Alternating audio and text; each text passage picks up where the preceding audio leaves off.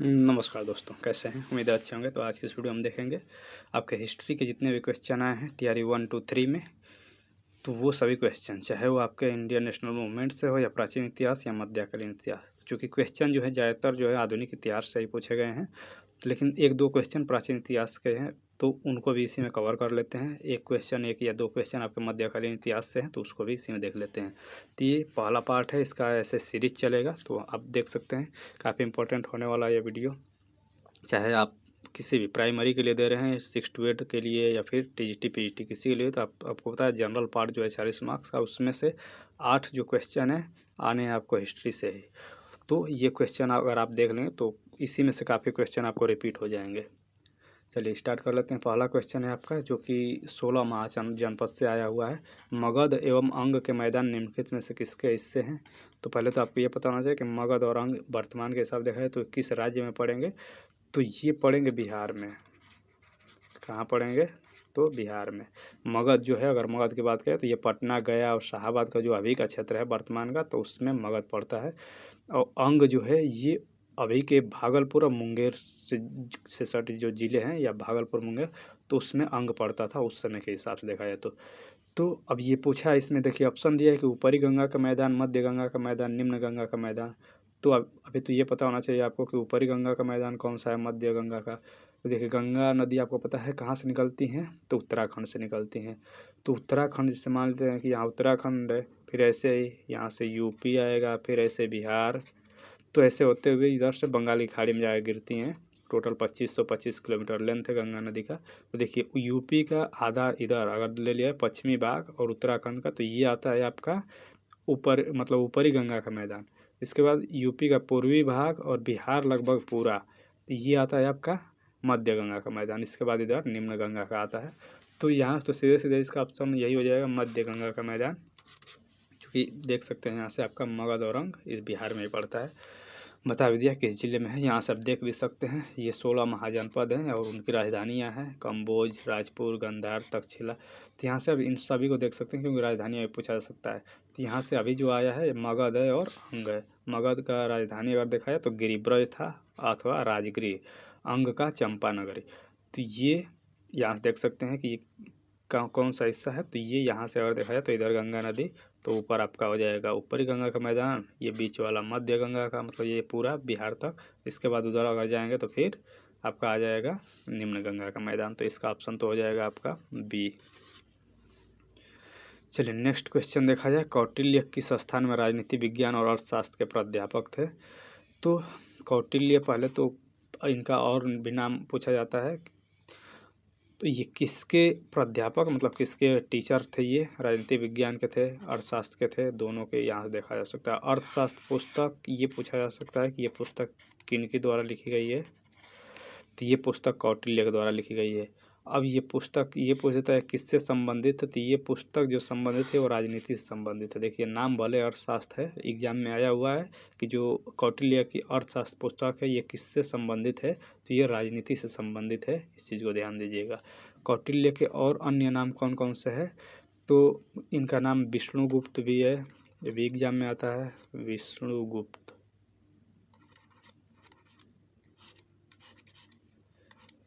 और अन्य नाम अगर देखा जाए तो कौटिल्य का, तो ये आता है चाणक्य, जो काफ़ी फेमस है। चाणक्य नीति आप सुने हैं, जानते भी हैं। तो कौटिल्य के कौन कौन से नाम है? विष्णुगुप्त पूछा जाता है, चाणक्य इन्हीं का नाम है। किससे संबंधित है? तो राजनीति विज्ञान और अर्थशास्त्र से। कहाँ से ये कहाँ के प्राध्यापक थे? तो ये थे तक्षशिला। अभी के अगर तक्षशिला पूछा जाए कि अभी कहाँ पड़ता है, तो ये पाकिस्तान में पड़ता है तक्षशिला, यहीं के प्राध्यापक थे। देखिए इनसे संबंधित ये, चूँकि मौर्य और मौर्य काल से संबंधित क्वेश्चन भी है, तो जो मौर्य वंश के संस्थापक थे चंद्रगुप्त मौर्य, चंद्रगुप्त मौर्य, इनके शासनकाल में विष्णुगुप्त या चाणक्य जो हैं इनको बनाया गया था प्रधानमंत्री। प्रधानमंत्री बने थे कौन? विष्णुगुप्त या चाणक्य। तो यहाँ से इतने क्वेश्चन इनसे पूछा जा सकता है, जिसको ध्यान दीजिएगा। पुस्तक काफ़ी इंपॉर्टेंट है ये अर्थशास्त्र किसके, क्योंकि कई बार आता है एग्जाम में कि अर्थशास्त्र जो पुस्तक है ये किसके द्वारा लिखी गई है। चलिए नेक्स्ट क्वेश्चन देख लेते हैं। आपका प्राचीन भारतीय धातुकर्म का आश्चर्य लौह स्तंभ स्थित है। तो पूछा है कि लौह स्तंभ कहाँ है, पुणे में है, दिल्ली में है, लखनऊ में है। तो काफ़ी इजी क्वेश्चन है, जानते भी होंगे आप। लौह दिल्ली में आपका लौह स्तंभ है। तो ये कुतुब मीनार के पास में ही है, यहाँ से देख भी सकते हैं डायग्राम। लौह स्तंभ ये 8 मीटर ऊंचा है, 6 टन इसका वजन है। लगभग कितना 1600 वर्ष पूर्व ये बनाया गया था। किसके निकट है, कुतुब मीनार के निकट है। ये क्लास 10th का एनसीईआरटी में दिया हुआ है, यहाँ से आप देख भी सकते हैं। चलिए नेक्स्ट क्वेश्चन है, ऐतिहासिक दक्षिणापथ नामक क्षेत्र का विस्तार है। तो दक्षिणापथ नाम से दिख रहा है दक्षिण, मतलब ये इसका जो डायरेक्शन था वो ऐसे था, दक्षिण की दिशा में। एक और होता है उत्तर पथ, एक है उत्तर पथ, इसका डायरेक्शन ऐसे था, पश्चिम से पूरब की तरफ। अब देखिए ये होता क्या था, तो ये व्यापारिक मार्ग थे प्राचीन काल में। तो कहाँ से, इसको डायग्राम ही देख लेते हैं सीधे, यहाँ समझ में आ जाएगा। देखिए यहाँ से जो ब्लैक कलर का है ये गंधार से, जो कि अभी का अफगानिस्तान से होता हुआ ऐसे तक्षशिला, तक्षशिला आपका पाकिस्तान में पड़ता है, ऐसे अमृतसर, कुरुक्षेत्र, हस्तिनापुर, मथुरा, प्रयागराज, वाराणसी, पाटलिपुत्र, ऐसे नालंदा, ऐसे ये वाला जो ब्लैक मार्ग है यही है आपका उत्तर पथ। और ये जो रेड कलर है श्रावस्ती से होते हुए ऐसे चित्रकूट, विदिशा, उज्जैन, तो ये वाला रेड वाला मार्ग जो है ये है आपका दक्षिण पथ। तो यही पूछ रहा है कि ये किस क्षेत्र का है। यहाँ से दिया है ऑप्शन में, विंध्याचल पर्वत श्रेणी से कृष्णा नदी के मध्य स्थित है, या विंध्याचल पर्वत श्रेणी से कावेरी नदी के मध्य है, या सतपुड़ा पर्वत श्रेणी से नीलगिरी के मध्य है। तो पहले तो आपको पता होना चाहिए कि विंध्याचल पर्वत श्रेणी कहाँ पड़ता है। तो ये ऐसे एमपी में इस डायरेक्शन में इसका है विंध्याचल पर्वत श्रेणी। कृष्णा नदी कहाँ है, तो यहाँ से ऐसे नीचे इस ऐसे बहती है कृष्णा नदी। अब देखिए कृष्णा नदी के नीचे आपका कावेरी नदी आता है, इधर कृष्णा है, कृष्णा के नीचे कावेरी है। तो ये जो आप देखिए किस में पड़ रहा है, तो ये जो आपका दक्षिणा पथ पड़ रहा है ये विंध्याचल पर्वत श्रेणी और कृष्णा नदी के मध्य में पड़ रहा है। तो इसका ऑप्शन तो हो जाएगा आपका ए। ये क्वेश्चन देखा है तो जियोग्राफी का भी है और हिस्ट्री का, दोनों का कंबाइंड क्वेश्चन ये है। ये आपका आया था किसमें, TRE 1 का शिफ्ट 2। चलिए अब आ गया मध्यकालीन इतिहास का क्वेश्चन आया तुगलक वंश से। कह रहा है कि मोहम्मद बिन तुगलक के शासनकाल में भारत आया प्रसिद्ध मुस्लिम खोजकर्ता इब्न बतूता किस देश के थे। तो यहाँ से इब्न बतूता से पूछा है। इससे संबंधित और भी जितने भी विदेशी यात्री हैं उनसे भी क्वेश्चन आता है, तो उसको भी थोड़ा सा डिटेल में आपको देखना पड़ेगा। पहले तो पूछा दिया है इब्न बतूता, तो ये कहाँ से आए थे, ये मोरक्को से आए थे। मोरक्को कहाँ है, तो अभी के अफ्रीकी देश है, अफ्रीकी देश। तो अफ्रीकी देश कौन सा है, मोरक्को। यहाँ से आए थे कौन, इब्न बतूता। इब्न बतूता की एक पुस्तक है काफ़ी इम्पोर्टेंट, ये भी पूछा जाता है, पुस्तक है रेहला। ये कई बार एग्जाम में आया हुआ है, तो इसको याद कर लीजिएगा। इब्न बतूता की पुस्तक कौन है, रेहला। ये किसके शासनकाल में आए थे, ये भी क्वेश्चन पूछा जा सकता है। तो ये आए थे मोहम्मद बिन तुगलक, जो कि इस समय दिल्ली के सल्तनत में थे। तो यहाँ से आप देख सकते हैं कि क्वेश्चन कई तरीके से यहीं से आ सकता है। तो एक तो हो गया, आप देखिए और इससे कौन कौन थे। तो कुछ यहाँ दिया विदेशी यात्री किसके शासनकाल में आए थे वो भी दिया है, और किस देश से आए थे वो भी। जैसे मेगास्थनीज एक थे, ये आए थे, ये यूनानी थे, और किसके शासनकाल में आए, चंद्रगुप्त मौर्य के। वहीं डाइमेकस सीरिया से आए बिंदुसार के शासनकाल में। फाहियान चीन से आए चंद्रगुप्त द्वितीय, या विक्रमादित्य भी इन्हीं का कहा जाता है। यह भी क्वेश्चन आता है, चंद्रगुप्त द्वितीय को क्या कहा जाता है, तो विक्रमादित्य भी कहा जाता है। फेंसांग कहाँ से आए थे, चीन से आए थे, हर्षवर्धन के शासनकाल में। मार्को पोलो इटली से आए, किसके, पांड्य के शासनकाल। इब्न बतूता मोरक्को से, जो अभी ये क्वेश्चन एग्जाम में है। मोहम्मद बिन तुगलक के शासनकाल में कब आए थे, 1333 ईस्वी में। निकोलो कॉन्टी इटली से आए थे 1420 में, विजयनगर से। तो यहाँ से ये क्वेश्चन आपको किसी भी तरीके से पूछा जा सकता है कि इसमें से कौन किस देश से आए। अब देखिए यहाँ पे एक काम किए थे कि मोहम्मद बिन तुगलक जो थे इब्न बतूता को क्या बनाए थे, तो ये दिल्ली का काजी नियुक्त किए थे। क्या नियुक्त किए थे, तो दिल्ली का काजी। काजी क्या होता है, तो अभी कैसा जिनको हम लोग जज कहते हैं, तो उस समय ये नियुक्त किए गए थे काजी, मतलब जज नियुक्त किए थे इब्न बतूता। किसके शासन का, किसके द्वारा, मोहम्मद बिन तुगलक के द्वारा। तो क्वेश्चन ये भी पूछा जा सकता है। चलिए अब देख लेते हैं हम लोग नेक्स्ट क्वेश्चन। अब आगे आधुनिक भारत का इतिहास, जिसमें कि आपका इंडियन नेशनल मूवमेंट भी है। तो चलिए ये इम्पोर्टेंट है। उधर से आपका जो था एंशिएंट और मेडिवल, उससे 2 3 ही 4 क्वेश्चन टोटल थे। और देखिए पहला यहाँ से क्वेश्चन है कि इनमें से कौन इंग्लैंड में भारत के अनाधिकृत दूत बने। अनाधिकृत मतलब अनऑफिशियल। जैसे इस समय ऑफिशियल एम्बेसडर भेजे जाते हैं अलग अलग देशों में, आप जानते होंगे। तो उस समय ये अनऑफिशियली रूप से थे, क्योंकि आपको पता है कि देश आज़ाद नहीं हुआ था, तो उस समय तो कोई ऑफिशियल एम्बेसडर होगा नहीं। लेकिन जो एम्बेसडर का काम अभी का होता है, वो सभी काम ये उस समय करते थे। कौन थे, नाम पूछा है यहाँ पे, ऑप्शन दिया सुरेंद्र नाथ बनर्जी, दादा भाई नौरोजी या स्वामी विवेकानंद। तो इसका आंसर क्या हो जाएगा, इसका आंसर तो यही है, दादा भाई नौरोजी। काफ़ी इनका महत्वपूर्ण योगदान रहा है इंडियन नेशनल मूवमेंट में। आप ये संस्थापक सदस्य भी थे, जानते होंगे 1885 में जब इन जो भारतीय राष्ट्रीय कांग्रेस का गठन हुआ था, तो उसमें ये संस्थापक सदस्य भी थे। अब देखिए इनका क्या क्या योगदान रहा है, तो वहाँ से एक स्लाइड इसी को देख लेते हैं पूरा। यहाँ से इनका जन्म जो है 1825 को बॉम्बे प्रेसिडेंसी में हुआ। 1866 में ईस्ट इंडिया एसोसिएशन का इन्होंने गठन किया था। ये पहले व्यक्ति थे जिन्होंने 1867 में भारत के राष्ट्रीय आय का अनुमान लगाया था। ये काफ़ी इम्पोर्टेंट है, क्वेश्चन आता है एग्जाम में कि भारत के राष्ट्रीय आय का सर्वप्रथम अनुमान किसने लगाया था, तो दादा भाई नौरोजी ने ही। ये एक मध्यमार्गी नेता थे, ब्रिटिश सांसद बनने वाले पहले एशियाई थे। सोच सकते हैं कि उस समय भारत का तो छोड़िए, एशिया के ये पहले व्यक्ति थे जो ब्रिटिश सांसद बने थे। वे भारतीय राष्ट्रीय कांग्रेस के, ये भी पूछा जा सकता है किस पार्टी से थे, तो ये लिबरल पार्टी से थे। किससे, लिबरल से, लिबरल पार्टी से ये लड़े थे वहाँ चुनाव। वे भारतीय राष्ट्रीय कांग्रेस के संस्थापक सदस्यों में से एक थे।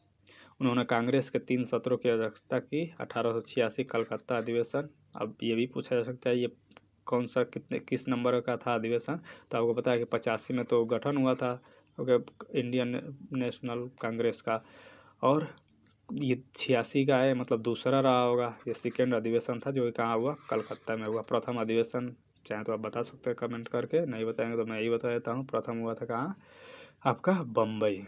मतलब बक मई बक ऐसे सीरियल नंबर से याद करना होता है। मतलब ट्रिक अगर बात किया है तो बम्बई, फिर कोलकाता, फिर मद्रास, ऐसे था। तो ये दूसरा जो अधिवेशन था उसकी अध्यक्षता किसके द्वारा किया गया, दादा भाई नौरोजी के द्वारा।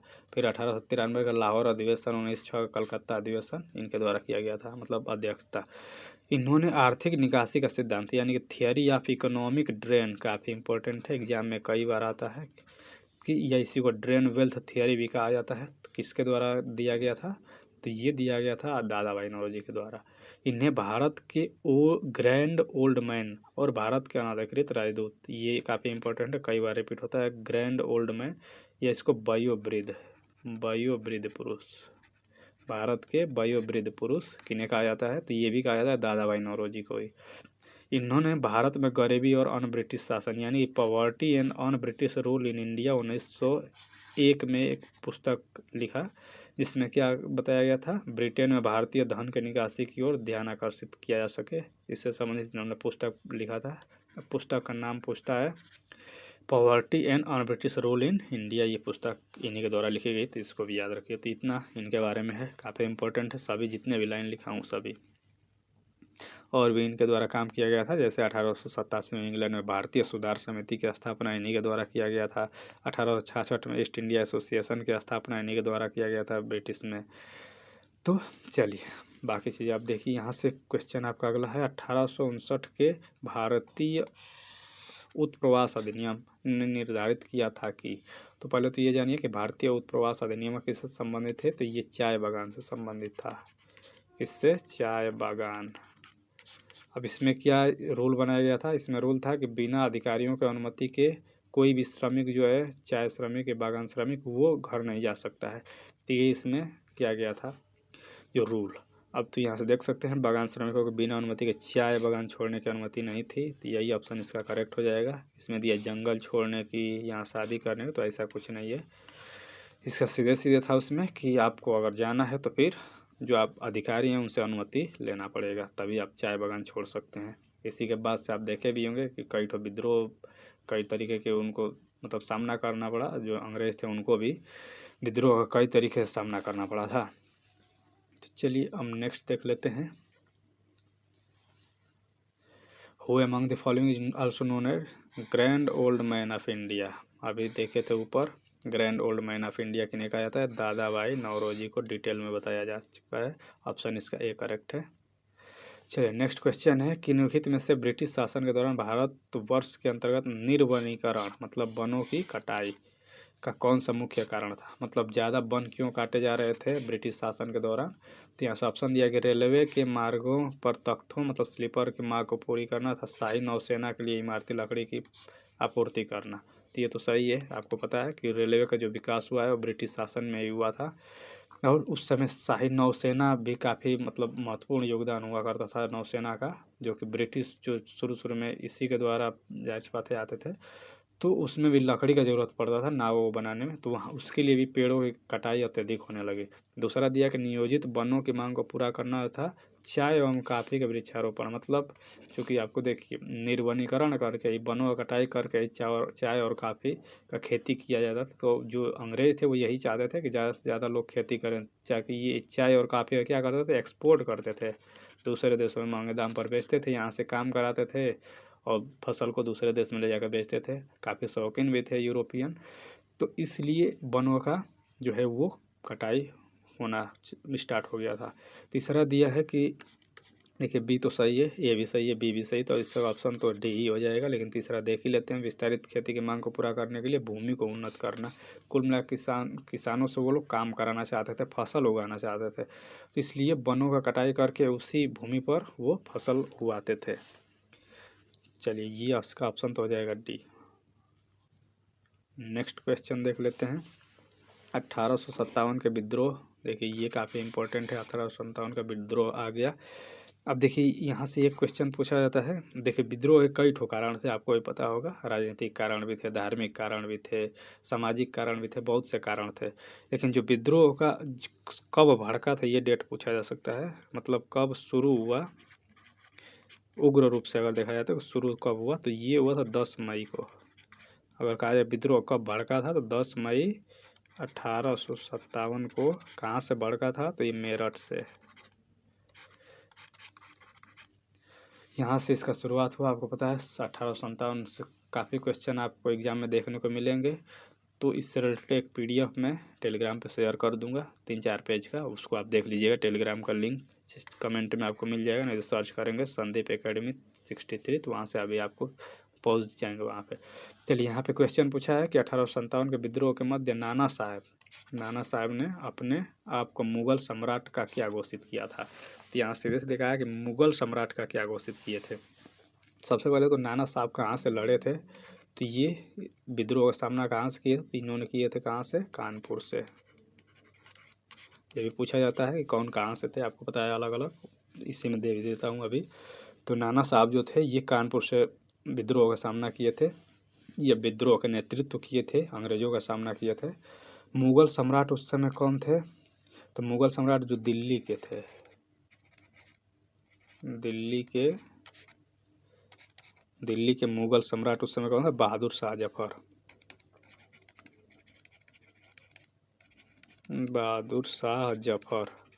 या इन्हीं को बहादुर शाह द्वितीय भी कहा जाता है।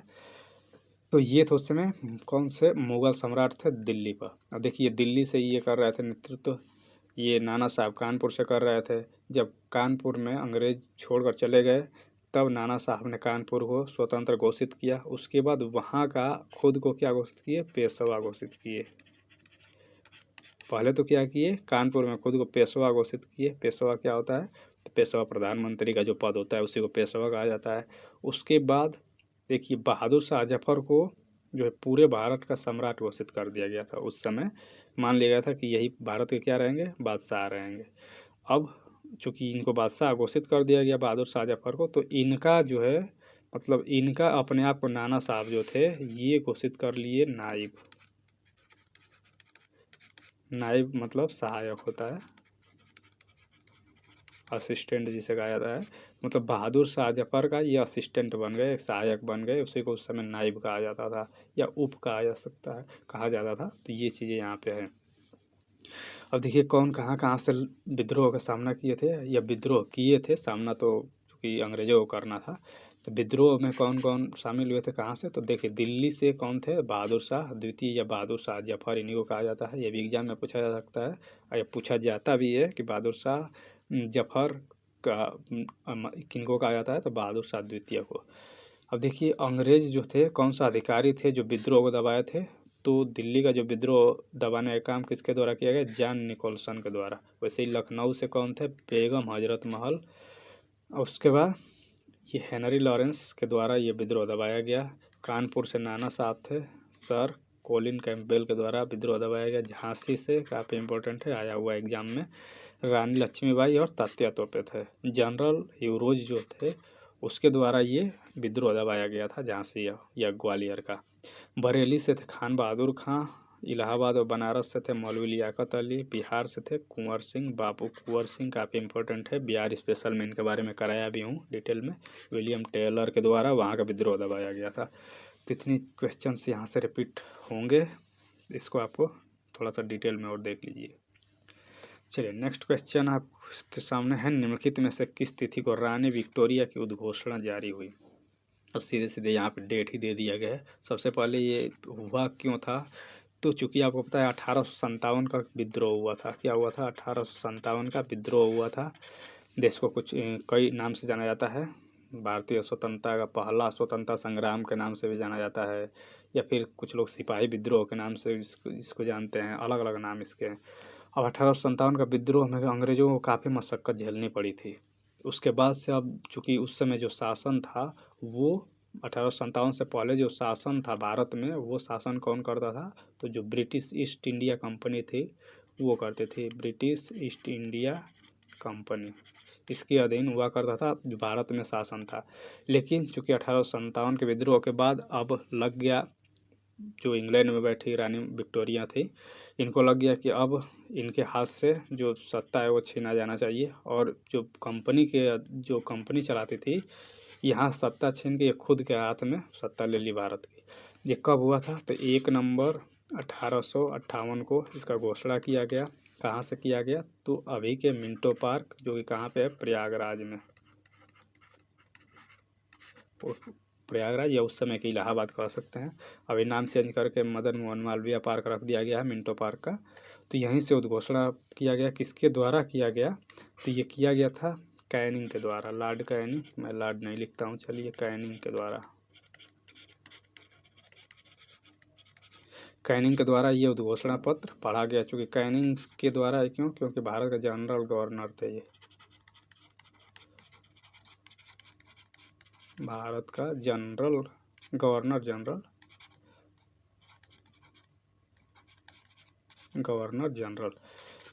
अब देखिए ये अब अंतिम हो गए। अंतिम क्यों हुए, क्योंकि उसके बाद से जनरल गवर्नर जो या गवर्नर जनरल का जो पद था इसको समाप्त कर दिया गया, और इसके जगह पे क्या कर दिया गया, वायसराय कर दिया गया। वायसराय का पद इसके बाद लॉन्च कर दिया गया। तो इस हिसाब से देखा जाए तो ये जो थे, ये फर्स्ट वायसराय हुए और अंतिम भारत के गवर्नर जनरल हुए। कौन, लॉर्ड कैनिंग। कैनिंग क्या हुए, तो फर्स्ट वायसराय पूछेगा तब कैनिंग ही होंगे, या फिर अंतिम भारत का गवर्नर जनरल पूछेगा तो ये लॉर्ड कैनिंग हुए। यही इस घोषणा को पढ़े थे, कहाँ से पढ़े थे, तो यहाँ से देख सकते हैं, यही डायग्राम है, इन्हीं के स्मारक में बना हुआ है। मदन मोहन मालवीय पार्क इस समय इसके नाम से जाना जाता है, जो कि जमुना नदी के तट पर ही एकदम स्थित है। चलिए अब हम लोग देखते हैं क्वेश्चन आपके नेक्स्ट। निम्नलिखित में से किसने रानी लक्ष्मीबाई को ग्वालियर पर अधिकार करने में सहायता की। तो यहाँ सीधे सीधे यही है कि आपको ग्वालियर पर जब रानी लक्ष्मीबाई के द्वारा अधिकार किया गया तो उसमें कौन हेल्प किए थे, अफगान या फिर ईरानी या फिर मुग़ल। तो देखिए जिस समय ग्वालियर पर अधिकार की तो उस समय रानी लक्ष्मीबाई, पहले तो इन्होंने हेल्प लिया किसका, तो इन्होंने हेल्प लिया पहले अफ़गानियों का। ये चूँकि उस समय विद्रोही बन गए थे, ब्रिटिश जो थे उनका विद्रोह कर रहे थे अफ़गान, तो ये मिल गए किनके साथ, तो ये चूँकि ग्वालियर में ही थे अफ़गान, तो ये मिल गए रानी लक्ष्मीबाई के साथ। रानी लक्ष्मीबाई उससे पहले ही मतलब तात्या तोपे जो थे उनके साथ ये मिल गई थी, जो कि नाना साहब के सेनापति थे तात्या तोपे। यहाँ पे मैं लिख दे रहा हूँ, तात्या तोपे कौन थे, तो ये नाना साहेब के सेनापति थे। इनके साथ मिल कर के इस पे ये ग्वालियर पे ये कब्जा करने के लिए गई थी। उसके बाद वहाँ से अफ़गानों का फिर हेल्प ली। उसके बाद ग्वालियर पर ये कब्जा कर ली। अब ग्वालियर पे कब्जा, अब ग्वालियर पर था कौन? तो उस समय जो ग्वालियर पे थे वो वहाँ के राजा, अगर राजा पूछा जाए कि ग्वालियर के राजा कौन थे उस समय, तो राजा थे जयाजी राव सिंधिया। जयाजी राव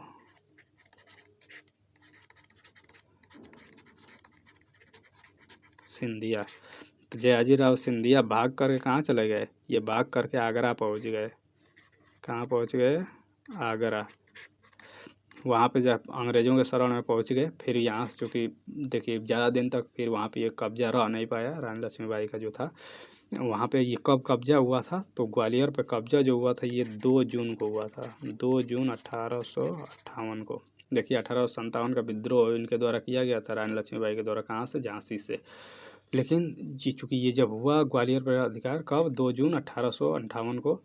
तो उसके बाद से फिर अब चूँकि ये आगरा भाग कर चले गए जयाजी राव सिंधिया अंग्रेज़ों के पास। फिर अंग्रेज़ क्या किए कि और सेना लगा करके और जयाजी राव सिंधिया को फिर वापस भेजा कहाँ? लड़ने के लिए, किनके पास? ग्वालियर में। उसके बाद फिर से इनको हार के सामना करना पड़ा, इनको खुद निकलना पड़ा किले से, और उन्हीं में ये वीरगति को प्राप्त हुई कौन? रानी लक्ष्मीबाई। तो रानी लक्ष्मीबाई का जब वीरगति मतलब को प्राप्त कर ली, तब उस समय चूँकि था अंग्रेज़ों के सेनापति जो था वो था यूरोज। यहीं से एक क्वेश्चन और देख लीजिए, ये रिपीट होता है, आया भी एग्जाम में। यूरोज था सेनापति अंग्रेज़ों का। तो इसने क्या कहा था इनको, जिस समय मतलब इनका मृत्यु हो गया था, तब इन्होंने कहा था कि यहाँ वह औरत सोई हुई है जो विद्रोहियों के बीच एकमात्र मर्द थी। इनके लिए कहा, क्या कहा कि यहाँ वह औरत सोई हुई है जो विद्रोहियों के बीच एकमात्र मर्द थे। तो इनके बारे में आप समझ सकते हैं। एक कविता भी आप पढ़े होंगे, खूब लड़ी मर्दानी वो तो झांसी वाली रानी थी। सुभद्रा कुमारी चौहान का लिखा हुआ है, वो भी एग्जाम में पूछा जाता है किनके द्वारा लिखा हुआ? सुभद्रा कुमारी चौहान। तो ये चलिए ये क्वेश्चन अभी यहाँ से पूछा जाएगा यूरोज वाला, तो इसीलिए मैं यहीं पे इसको बता दिया हूँ। उसके बाद इनका चूँकि मृत्यु भी हो गया यहीं पे हुआ था, जो जब ये दोबारा से आया ये जयाजी राव सिंधिया अंग्रेज़ों के हेल्प से, तब वहाँ पे इनका फिर इनके साथ हुआ सामना, फिर इनका देहांत वहीं पे हुआ था। चलिए नेक्स्ट क्वेश्चन है 1857 के विद्रोह को किसके द्वारा पहली बार प्रथम भारतीय स्वतंत्रता संग्राम के रूप में वर्णित किया गया था? तो देखिए अलग अलग नाम से, मैं शुरू में ही बताया कि अलग अलग नाम से जाना जाता है। तो first Indian war of independence के नाम से कि मतलब कौन इसको संबोधित करते थे? वी.डी. सावरकर या फिर बाल गंगाधर तिलक, आर.सी. मजूमदार।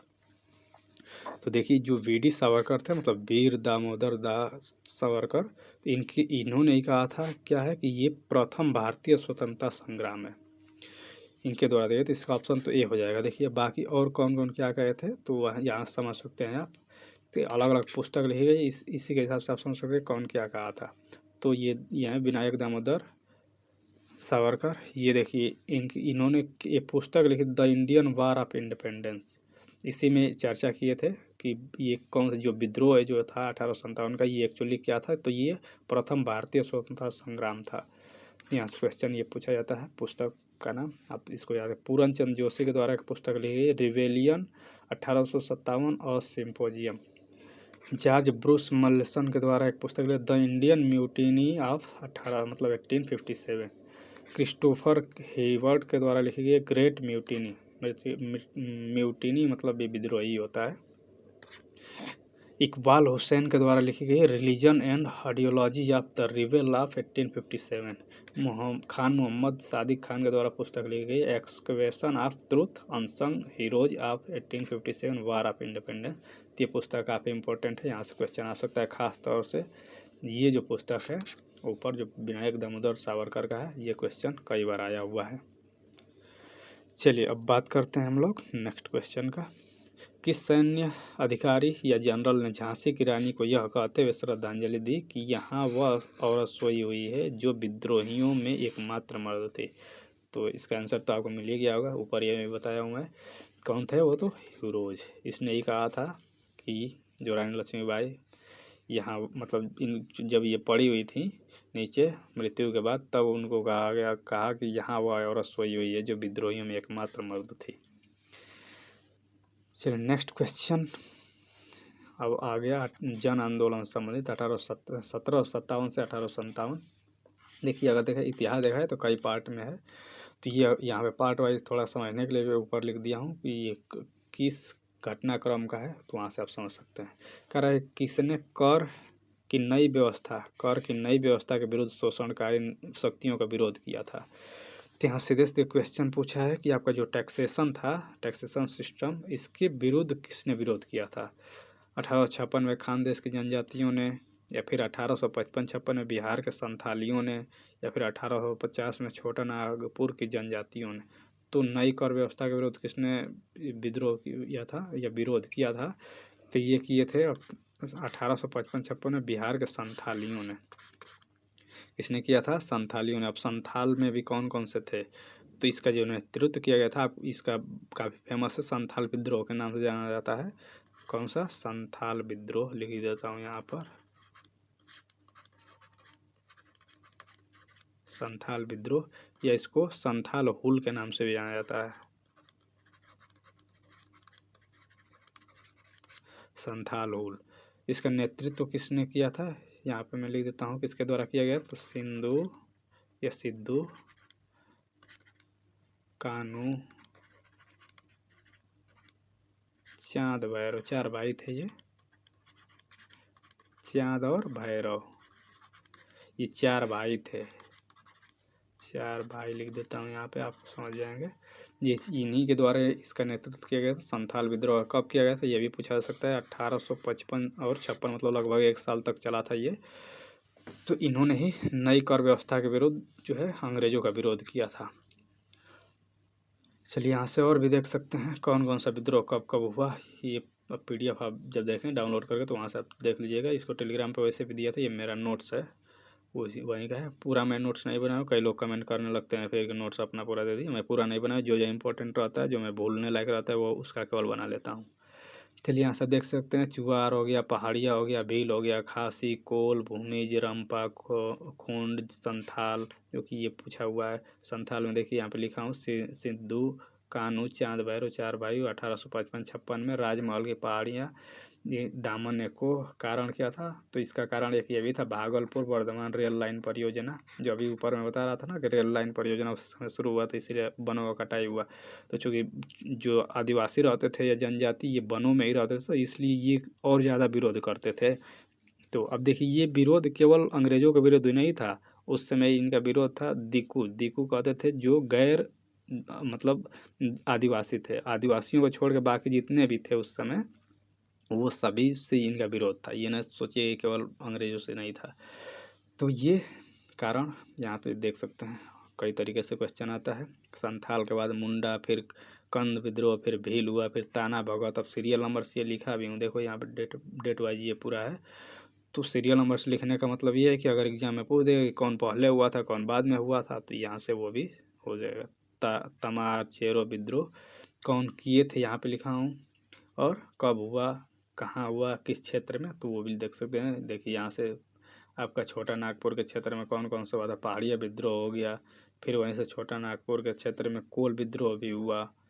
तो इस तरीके से देख सकते हैं। यहाँ मुंडा विद्रोह भी काफ़ी इम्पोर्टेंट है, संथाल तो है ही, भील, ताना विद्रोह भी, जो ताना भगत आंदोलन है जो कि 1914 में हुआ। मुंडा विद्रोह बिरसा मुंडा द्वारा हुआ था 1899 से 1900 के बीच। संथाल कब हुआ था, 1855 से 56 के बीच। तो ये क्वेश्चन अभी देखिए नेक्स्ट स्लाइड में मिल जाएगा कहीं ना कहीं इसी में से, इसीलिए मैं इसको डिटेल में भी बता दिया हूँ। PDF डाउनलोड करके इसको देख लीजिएगा। चलिए कह रहा है कि किसके नेतृत्व में संथाल विद्रोह हुआ, 1855-56 अभी ऊपर देखे थे। चलिए यहाँ से आप आंसर चाहें तो दे सकते हैं कमेंट में। राजकुमार शुक्ल, SN सिन्हा, शाहजानंद सरस्वती, इसमें से कहीं दिखा। वैसे भी ये संथाल जो है आदिवासी विद्रोह था, इसमें से कोई भी नाम आदिवासी का तो लग नहीं रहा है, तो इसमें से ऑप्शन कौन सा हो जाएगा, ई हो जाएगा। अब देखिए इसमें से शाहजानंद सरस्वती काफ़ी इम्पोर्टेंट है, जो कि मैं बिहार स्पेशल का जो वीडियो दिया हूँ उसमें इनके बारे में डिटेल में बताया भी, यहाँ से देख भी सकते हैं इनके बारे में। देखिए किसानों से जितने संबंधित सभाएं होती थी उनमें इनका नाम अगर आ जाए तो मतलब मोस्ट ऑफ केस में यही रहेंगे सही। ऑप्शन में अगर कहीं भी देखें किसानों से संबंधित तो ज़्यादातर केस में यही सही रहेंगे, इसलिए देख लीजिए इनको। कह रहा है कि 4 मार्च 1928 को पटना के बिहटा में स्वामी सहजानंद सरस्वती ने किसान सभा की स्थापना की। तो देख सकते हैं किसानों से संबंधित 1929 में सोनपुर मेला में आयोजित सभा में बिहार प्रांतीय किसान सभा की स्थापना इनके द्वारा किया गया। स्वामी सहजानंद इसके अध्यक्ष और श्री कृष्ण सिंह सचिव बने। श्री कृष्ण सिंह वही थे जो कि आज़ादी के बाद बिहार के पहले क्या बने, सीएम बने थे, चीफ मिनिस्टर। यदुनंदन शर्मा, पंचानन शर्मा, राहुल संकृत्यानंद, कार्यानंद शर्मा जैसे वामपंथी नेताओं द्वारा इस संस्था को बिहार के ग्रामीण क्षेत्रों में लोकप्रियता प्रदान की गई।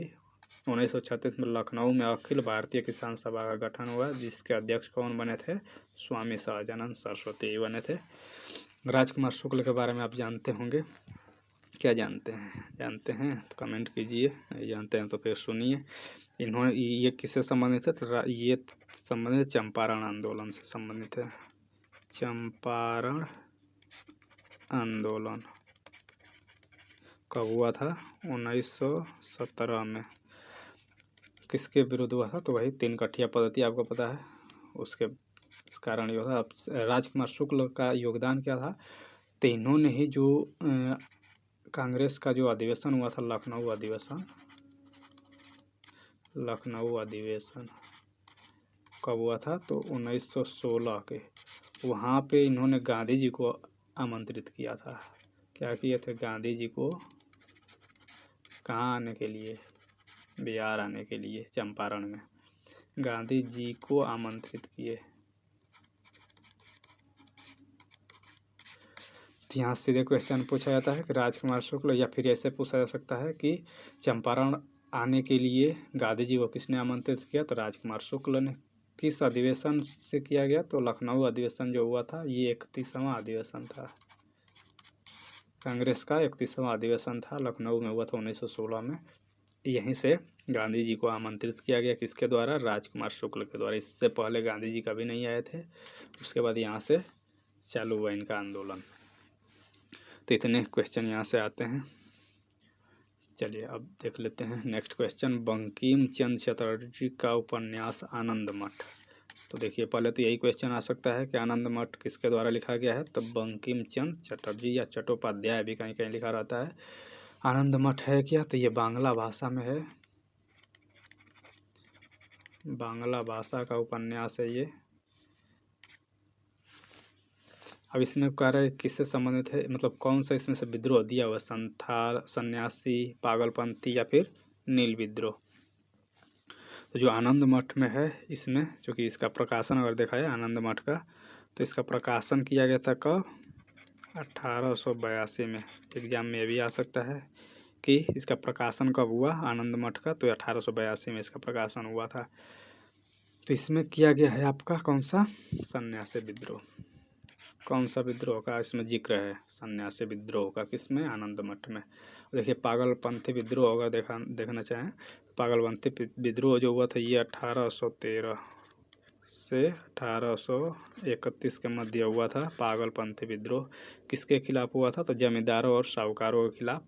क्योंकि आपको पता है कि पहले ज़्यादातर इन्हीं लोगों से परेशान थे, मतलब ब्रिटिश से तो थे ही लोग, जमींदार और साहूकार से भी परेशान थे।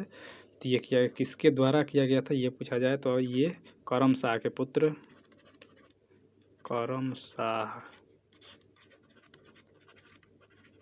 के पुत्र कौन थे, टीपू शाह। इन्हीं के द्वारा इसको मतलब चलाया गया था, गारो जनजाति के लोगों के साथ मिलके। तो ये भी एग्जाम में आ सकता है कि जो पागलपंथी विद्रोह का नेतृत्व किसने किया था, तो करम शाह के पुत्र थे टीपू शाह, इनके द्वारा नेतृत्व किया गया। कब हुआ था ये, 1831 में। चलिए नेक्स्ट क्वेश्चन अगर देखा जाए, तो कह रहा है कि बंकिम चंद्र चट्टोपाध्याय द्वारा कह रहा है कि उपन्यास जो है आनंद मठ कब प्रकाशित किया गया। अभी बताए हैं ऊपर 81, 82, 80 कब किया गया था, तो 82 में, 1882। ऊपर ही चर्चा किया हूँ इसका। तो क्वेश्चन ऐसे ही आते हैं एक ही टॉपिक से, कुछ उसी में से काट पीट के थोड़ा थोड़ा बनाता है क्वेश्चन। निम्नलिखित में से कौन सी घटना सबसे पहले हुई, संथाल विद्रोह, बिरसा मुंडा विद्रोह, ताना भगत आंदोलन। तो अभी इससे ऊपर स्लाइड में बताया हूँ। संथाल विद्रोह कब हुआ? 1855-56 में, लगभग 1 साल तक चला था। मुंडा विद्रोह है आपका कब हुआ? तो 1899 से 1900, लगभग 1 साल ये भी। ताना भगत आंदोलन आपका 1914 में। तो आप देख सकते हैं सबसे पहले कौन सी घटना हुई? संथाल। ऑप्शन इसका यही करेक्ट हो जाएगा। यहाँ से आप देख भी सकते हैं, ये संथाल है 55-56, मुंडा है बिरसा मुंडा द्वारा 1899-1900, उसके बाद ताना भगत 1914 में। चलिए नेक्स्ट क्वेश्चन फिर से आ गया। ताना भगत आंदोलन संबंधित है दलित आंदोलन, आदिवासी आंदोलन या किसान आंदोलन? ताना भगत, अभी पीछे वाला स्लाइड में अगर आप देखेंगे तो समझ जाएंगे। चलिए मैं दिखाई देता हूँ एक बार, ताकि आप परेशान ना हो। प्रमुख जनजातीय विद्रोह, ये साफ साफ लिखा है जनजाति या फिर आदिवासी, इसी को कहेंगे।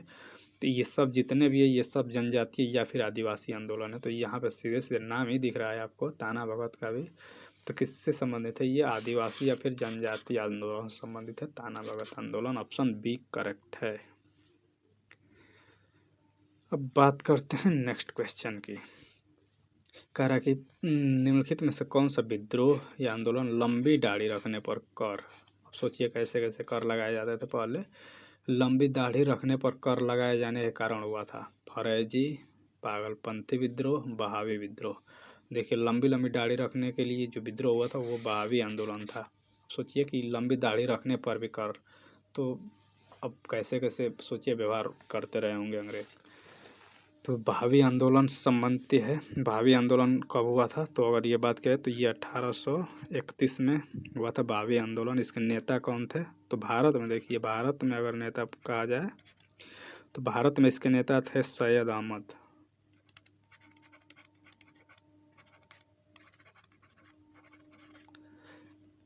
भारत में इसके नेता कौन थे? सैयद अहमद। फरेजी आंदोलन बात करें तो ये कब हुआ था? 1818 में फरेजी आंदोलन हुआ। ये भी एक सामाजिक धार्मिक सुधार आंदोलन था। इसके किसके द्वारा किया गया था? तो ये हाजी शरीयतुल्लाह के द्वारा, हाजी शरीयतुल्लाह के द्वारा ये किया गया था आपका। पागलपंथी अभी ऊपर देखे थे 1813, कहाँ हुआ था ये? 1813 से 31 के मध्य हुआ था। ऊपर वैसे चर्चा किया हूँ। करम शाह के पुत्र टीपू शाह द्वारा इसको किया गया था। तो देखिए ये, अब देखिए ये क्यों किया गया था? पागलपंथी विद्रोह जो है ये जमींदारों और साहूकारों के खिलाफ किया गया था। तो यहाँ पे सीधे दाढ़ी रखने पर कह रहा है, तो ये बहावी आंदोलन संबंधित है। देखिए आप देख भी सकते हैं बहावी आंदोलन के बारे में, ये इसके बारे में चर्चा किया हूँ जो आपका बिहार स्पेशल है, उसमें भी इसको सलफी आंदोलन के नाम से भी जाना जाता है। ये एक अतिवादी इस्लामिक आंदोलन था जिसका श्रेय इमाम मोहम्मद बिन अब्दुल वहाब, अरब कंट्री से संबंधित है। मतलब शुरुआत अरब में ही हुआ था। और भारत में अभी इसका नेतृत्व किसने किया? सैयद अहमद बरेलवी के द्वारा। भारत में कौन नेतृत्व किया इसका? सैयद अहमद बरेलवी के द्वारा। यहाँ देख सकते हैं कि भारत में बहावी आंदोलन पटना बिहार के क्षेत्र में हुआ एक इस्लामी धार्मिक पुनरुत्थानवादी आंदोलन था। ये भी क्वेश्चन एग्जाम में आया हुआ है कि बिहार में कहाँ से ये शुरू हुआ था? तो बिहार में पटना से शुरू हुआ था ये। चलिए इतने क्वेश्चन यहाँ से बनते हैं। ये वही है जो एग्ज़ाम में आया हुआ है, बिहार स्पेशल में कराया हूँ। ये TRE 3 में आया हुआ है। अभी पिछला क्वेश्चन कब था? तो इसको ये किस में है? ये TRE 1 का है। सोचिए TRE 1 में क्वेश्चन ये पूछा कि दाढ़ी रखने पर कर लगाए जाने के कारण कौन सा आंदोलन हुआ? बहावी आंदोलन। और सेम क्वेश्चन आपको थोड़ा सा चेंज करके उसको दे दिया TRE 3 में, जो कि री एग्ज़ाम हुआ है अभी। तो इसमें क्या पूछा है? बिहार में बहावियों की गतिविधियों का मुख्य केंद्र कौन सा था? अब सीधे देखिए बिहार स्पेशल से जोड़ दिया, तो यहाँ से ऑप्शन अभी बताया कौन सा था? पटना था। चलिए इतने क्वेश्चन इसमें है, बाकी के क्वेश्चन आपको नेक्स्ट पार्ट में मिलेगा, देखते रहिए। इसका PDF आपको टेलीग्राम पे मिल जाएगा। नए होंगे तो चैनल सब्सक्राइब कर लीजिएगा। देखते रहिए, मिलते हैं नेक्स्ट वीडियो में। तब तक के लिए धन्यवाद।